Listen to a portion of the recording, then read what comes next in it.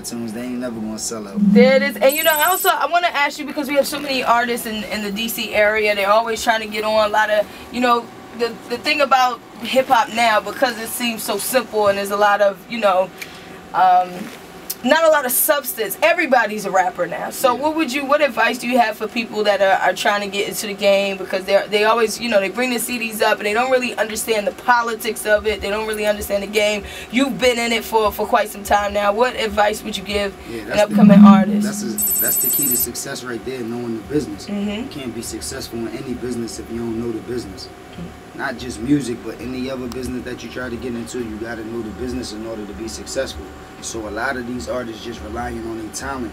Even if they are talented, they just relying on their talent. Like, I could sing, I could rap, so I'm just going to blow up. That's not really the key to success. That's why sometimes you might see some artists that might not be that talented, but they still winning because they understand the business and they going in the right direction with their music. So if you learn and you study the game, like if you want to be a doctor or a lawyer, you got to go through 8 years of college before you can start your first day. So it's like the same kind of process you got to take with your music career.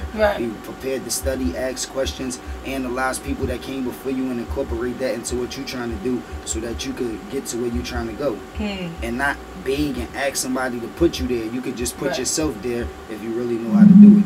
Hey, told by a true businessman who's been there, done that, still doing it in the game. Cassidy, I appreciate you so much for coming through, man. Thank you for Definitely, everybody get the album. Like you said, iTunes is always the best because it never sells out. So you just hop on there and get it. Real rap. That's Cassidy on 93.9 WKYS, commercial free hip hop and R&B.